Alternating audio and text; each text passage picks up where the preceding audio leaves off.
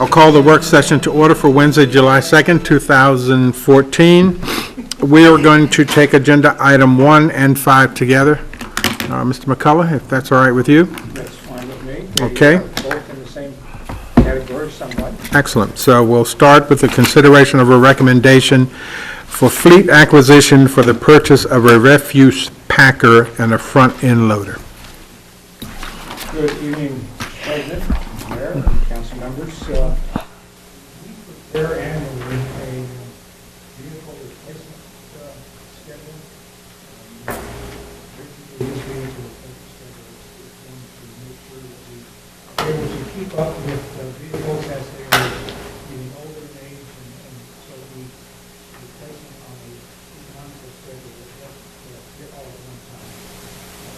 This year, we have in the FY 2015 budget, we have several pieces of equipment that we are looking at. And in the public works department, we have one trash truck or refuse packer and one front-end loader.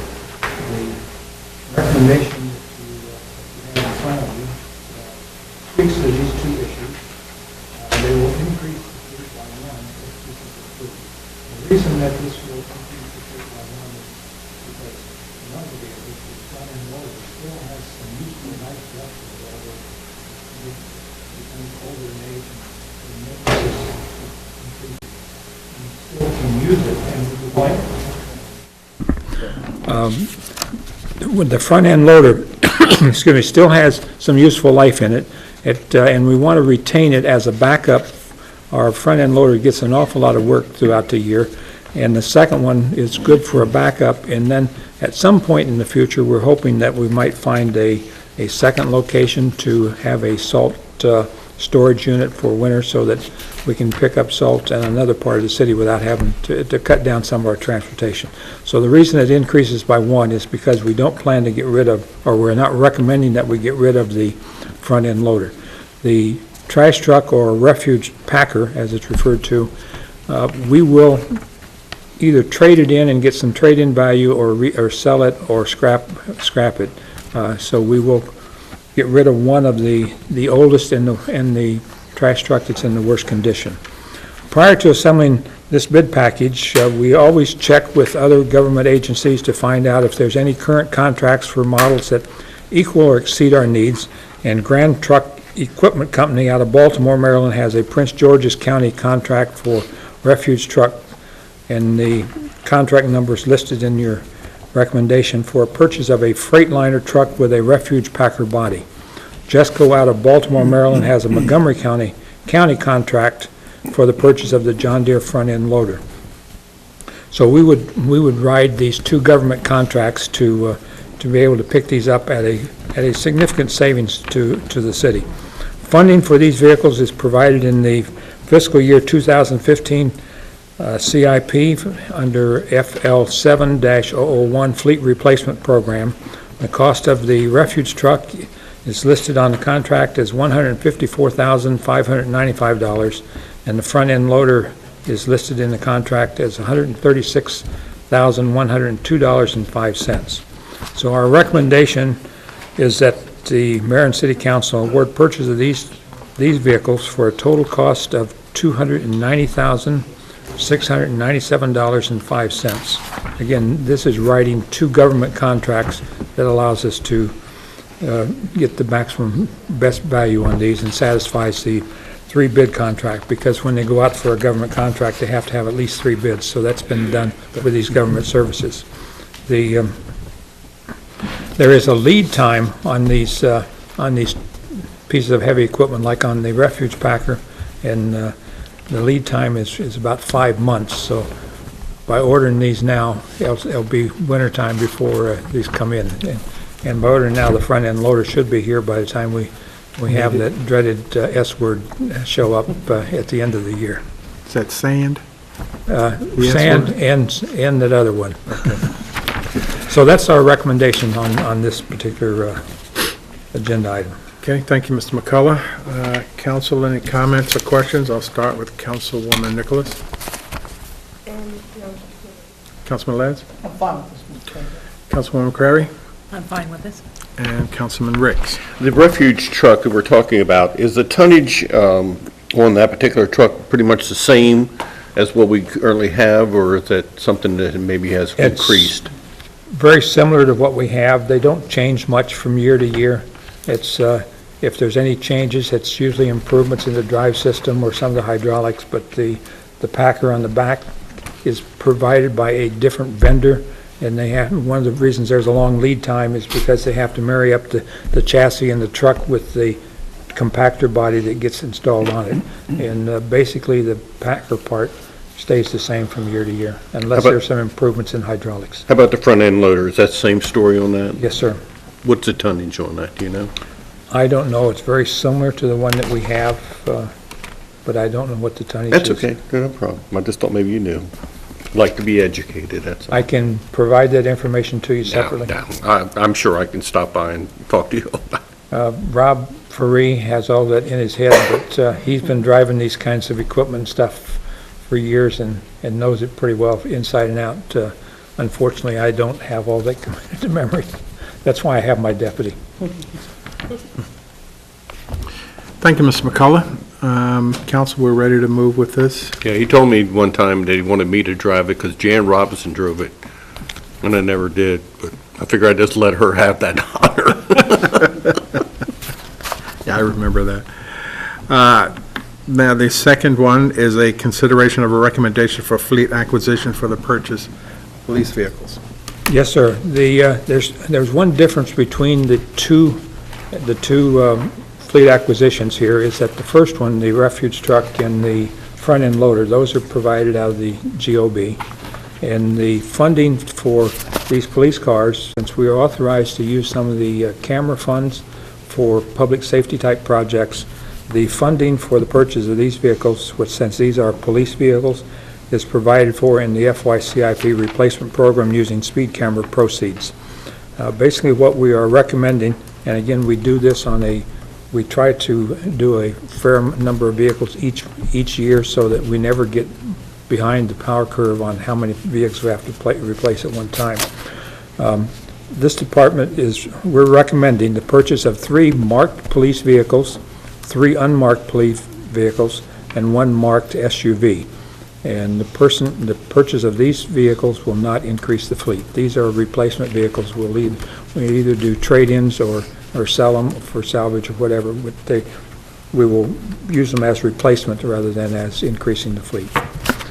Funding, as I said, is through the speed camera proceeds. The specifications, it's interesting, there's a little bit different price for the 2 types of police cars.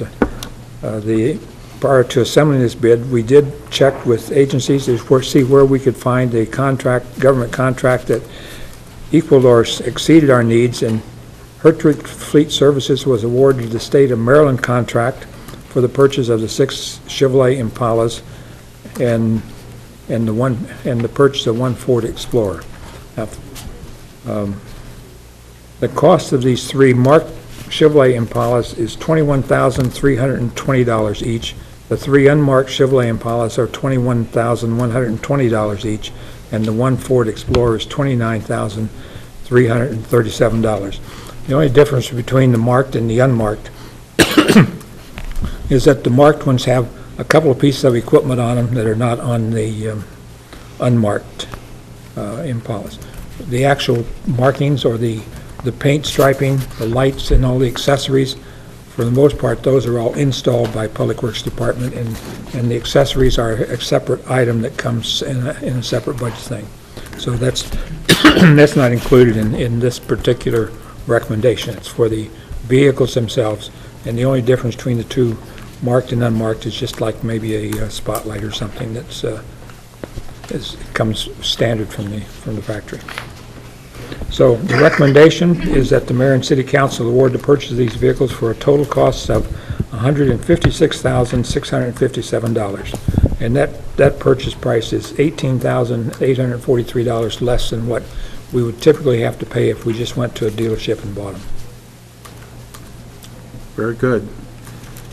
Council, Councilman Ricks?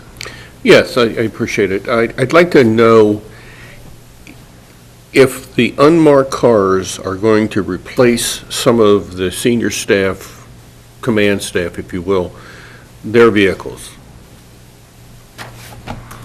That question, I would defer to our police chief. Possibly. What we do is we take the worst cars, or the cars that have the most mileage or the most years on them, and actually how they are assigned within the police department, I leave that up to the police chief. And the only reason I asked that question is because I'm seeing more and more of the police agencies using totally unmarked cars on the street and on the road doing traffic work. And I know we do a lot with tag readers and all that sort of thing, but at some point, maybe we ought to have a dialogue with the chief about how effective these other agencies are with unmarked cars, and whether even, I mean, they've got Dodges, they've got Rams, they've got Mustangs, they've got, I mean, you ride Route 1 in Howard County, and they've got across the board type of things that they're using, and maybe how effective that is in operating those particular organizations, and whether or not we should parrot that. We do, I got it. We do unmarked cars for all sorts of officers, including command staff. We also have cars that are marked on the sides in some cases, but don't have lights on top. So there's quite a few different individuals that have some unmarked cars as well.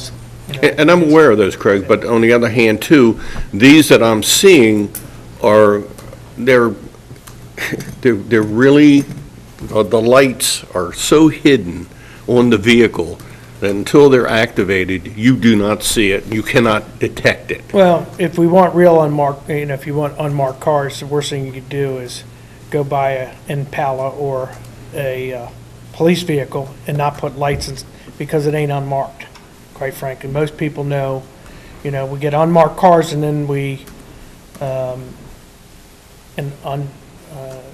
blind tags, but then they got all the different antennas that are on there, and then you got the different, so you're thinking. I'm not, no, Yeah, I'm not. I know what you're talking about. I know, Yeah. but I'm not seeing antennas, I'm not seeing identifying marks until the light package is activated. Mm-hmm. And, I mean, I'm seeing it over in Howard County all the time. There was a Dodge there yesterday, there was a Ford 500 the day before, there was a Mustang the day before that. And they're good, I mean, Rich, I'm not trying to steal your thunder or Craig's either, but, I mean, I just wonder where it's going. Well, personally, I don't like them. All right, but Those are specialty vehicles. They are obviously assigned to a traffic unit. That is their sole purpose and their job.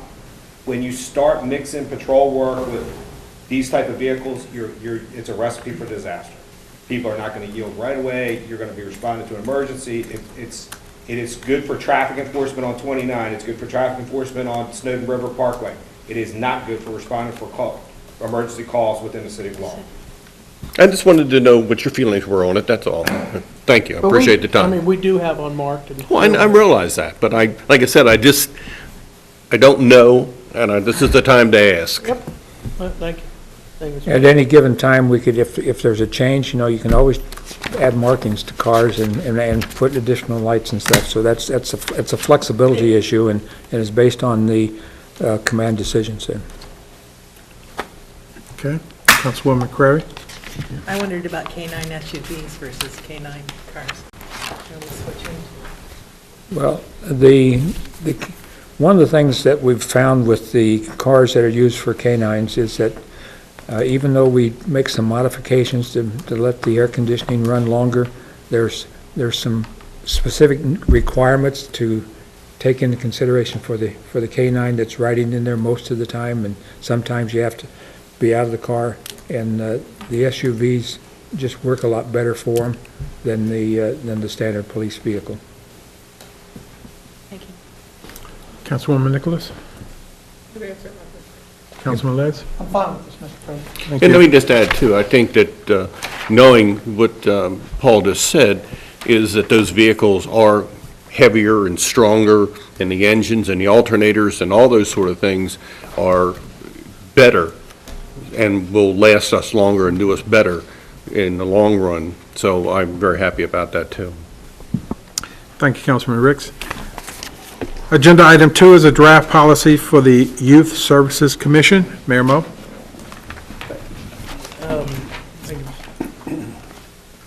Thank you, Mr. President. I sent this information out, I think, about a month ago to you all. This is just the commission duties, my thoughts, how the membership would be done, the commission meetings, and, different funding sources. This still has to be put into resolution. I think, once we get up and running, with a resolution, there'd be more to discuss. But what I want to do before I had Bob put this in the format was to make sure council didn't have any questions. I did get a couple questions from council members. They answered those. But before we put it into, format, I wanted to get your input, as well as, depending on what happens with the club and other things, we'll see how things pan out there. So this is not a rush, but I do want to get it in the format to at least get, into that and have some discussion. Council, I'll open it up for any discussion now, and of course, if there are any detailed questions or comments, we can do as we generally do, provide those Very in similar to writing. the Emergency Services Commission. Okay, right. No, I mean, Right. I need y'all, I want to get this into the resolution format, so I'd like to get You your get it now. input before. Okay. Councilman Ladd? Mr. President, I'm fine with this, and I think we can move forward to a resolution. So I'll report the discussion at that point. Again, this is fine. Okay. Great. Councilwoman Nicholas? I like it. Councilman Ricks? I know you'd like it. I think it serves the city well. I think that after we've gone through the commission, and I would call it now a commission on youth in the city, I think that we've all learned that there's a lot more out there than we knew about before, or maybe that we realized. I think that this goes a long way to at least starting the program and growing from the commission. And I think that regardless of what happens in the other instance, I think that this will do a good job for our youth in the city. And as an extension, I see it as an extension of what we do already for the youth in our recreation programs. So I thank the mayor and Thank you. and staff. Thank you, Councilman Ricks. Councilwoman Crary? Yeah, I like the layout. The only concern I had, which I communicated to the mayor, was focus on one of the members who having some nonprofit experience, because I think sometimes they're a little bit different animal than your straight business leaning. And that was the only comment I had. Thank you. Thank you. Mayor, as you know, I've taken a look at it. I provided my input as well, so I think we're all in agreement. Bob, we'll get it together, I'll Right. look at it, and then we'll get it back to you. Okay. Okay, thank you. Agenda item 3 is a draft resolution of the mayor and city council of Laurel adopting the Patuxent River policy update. Councilman Les? Thank you, Mr. President. We indicated in the past meeting that this was going to be coming. Actually, Laurel and Howard County are moving forward. Howard County is on the agenda for approval at the end of July. And they have their introduction, they're having their introduction this week. This is a document that requires the approval of 7 counties and the city of Laurel. Last time they did this, once they got to this point, it took 2 more years.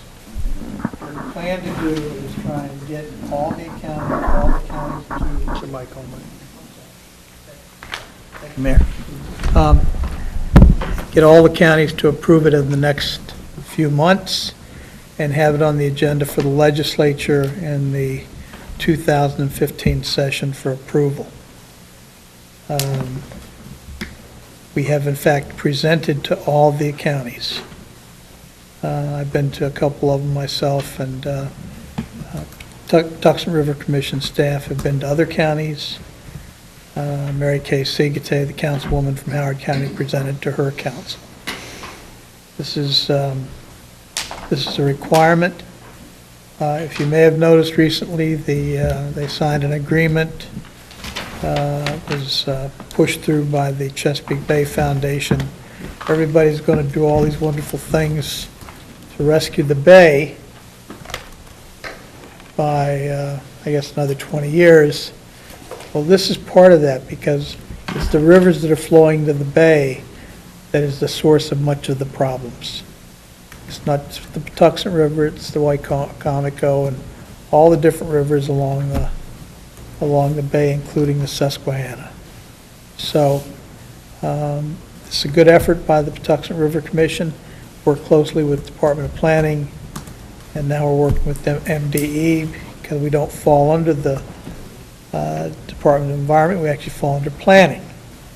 But if you have any questions, I'm free to answer them. The plan is actually on the Patuxent River site at the state of Maryland. It is much more abbreviated than the first one was. It spells out some guidelines and concepts, and that way the counties can go ahead and push how they perceive they can meet those requirements, as opposed to, you got to do this, you got to do this. So we're very, very proud of this document, so I'm open to any questions. Actually, Mike, I apologize. I don't know if I've read that. Well, let me do this. Let me have Kim, we'll pull it down and put it in a document Have and you then send it read to it? everybody. I asked Jack. Mike Lotsky read it. Correct, Mike?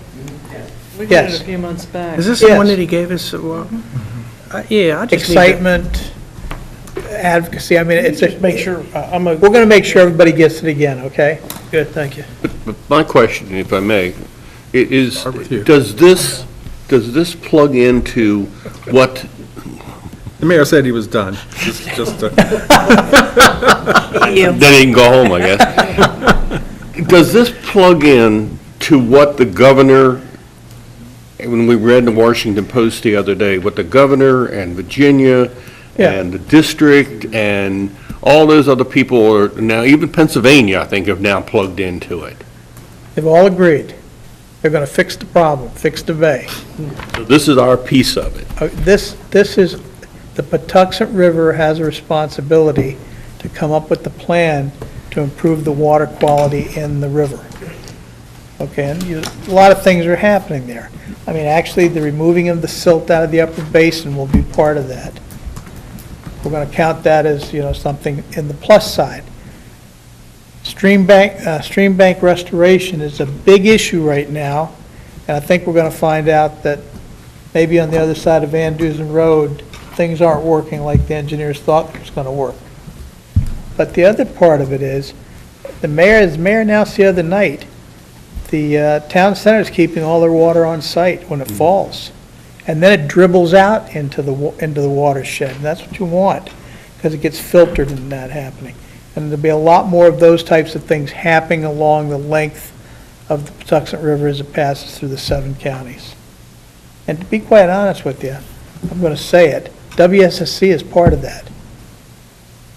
Those 2 basins up there, I would suggest that if somebody were to stick a stick in it when they built them and see how deep they are and stick a stick in them today, that the capacity of those 2 dams, the water volume capacity is much, much less than it was in the beginning.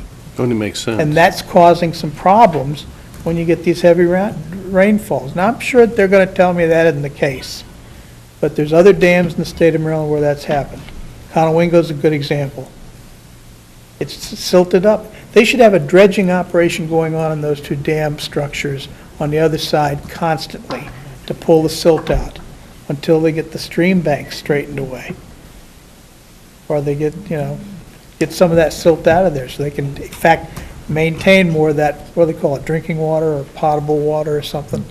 But again, they're part of it too, because they're the headwaters of the Patuxent River. And again, everybody's got to work together or the bay will never get fixed. and it needs to be fixed. Took 200 years to get to where it is today. It isn't going to happen in 20 years. It won't happen in my lifetime, but hopefully, somewhere down the road, it'll be back to where it was 200 years ago. I doubt that. And we'll get that document to everybody. Kim, pull that down and send it out as an attachment. Thank you. Councilwoman McCrary. Good stuff. Councilwoman Nicholas? I just have one question, Mike, and that is there any kind of a status update that's available also? You have the plan, but just where the counties, the city are with the plan and how it's progressing? After September 10th, I'll be glad to furnish that to everybody. Okay. We're meeting with the governor on the 10th. Great, thank you. So, council, we will be ready to introduce this on the 14th?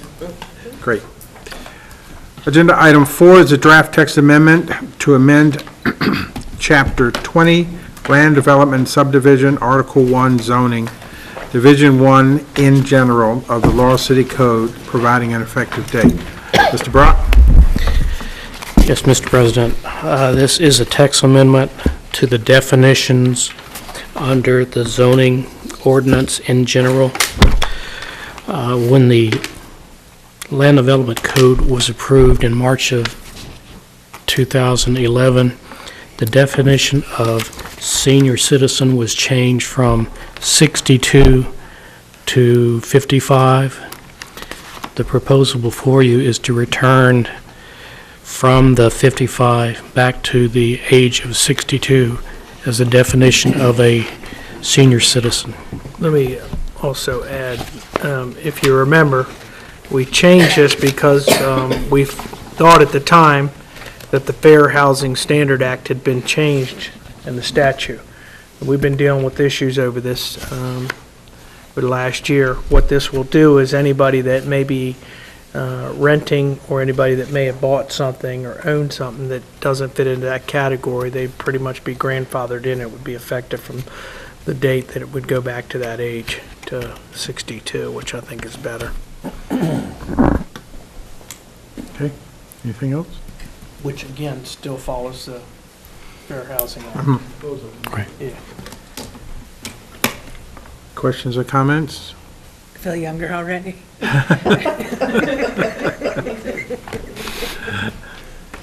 I'm okay with this. Okay, Councilman Ritz? I have a question. Yes, Under sir. B, with the law changing the way it is now and same-sex couples, how does that react to that? No change. Doesn't. Just means one party has to be 62 years of age or older. Okay, thank you. Councilwoman Nicholas? Councilman Les? Okay, so we're ready to move with this on the 14th as well. Great. That concludes our agenda. Is there anything else for the work session? Seeing nothing? Meeting is adjourned. Thank you.